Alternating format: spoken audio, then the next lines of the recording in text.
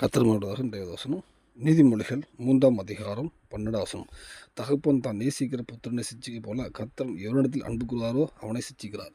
கர்த்தர் இந்த வசனம் பார்க்கும்போது ஒரு அப்பா பையனை தவறு பண்ணும்போது கண்டிக்கிற மாதிரி நம்மளையுமே கர்த்தர் சிச்சிக்கிறார்னு வேதம் சொல்லுது. நம்ம வாழ்க்கையில் நம்மளும் சில பாவங்கள் ஏதாவது ஒரு தவறு வரும்பொழுது ஒரு உணர்த்துதல் வந்துச்சுன்னா அதை உடனே நம்ம சரி செஞ்சு அந்த கரெக்டான பசுத்த வாழ்க்கை போகணும். இதுதான் கர்த்தர் விரும்புகிறது.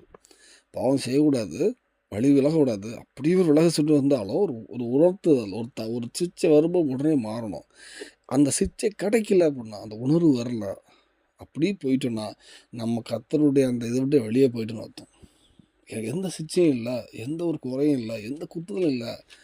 அப்படி போயிட்டுனா முதல்ல நீ கர்த்தருடைய அந்த அந்த அந்த அப்பா பிதாவேங்கிற அந்த ஸ்தானத்தோட்டு வெளியே போய்ட்டு அர்த்தம்.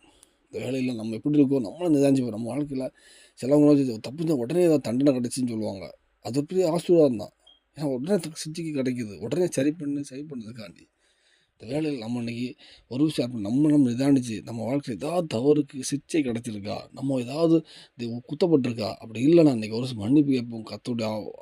கர்த்தர் பரிசுத்தாவி நிரப்பப்பட கர்த்தர் அர்ப்பணிப்போம் கண்டிப்பாக. ஆனால் சிச்சை வரும்போது சோர்ந்து போகக்கூடாது. ஒரு தவறு செய்யும்போது அடிக்கடி கர்த்தர் கொடுக்குறாருன்னா அதை உடனே கர்த்தர் திரும்பதுக்கே தான் இருக்கணும். இஸ்ரேல் ஜனங்கள் சில டைம் தண்டனை கொடுக்கும்போது சில டைமில் அவங்க ரொம்ப தள்ளி போயிடுவாங்க. அது ரொம்ப வீழ்ச்சியான காதாயிரும். நம்ம ஒரு அடிப்பட்டாலும் உடனே கர்த்தர் திரும்ப தான் வரணுமே தவிர அவர்கிட்ட விலகிறதுக்கு போயிடக்கூடாது.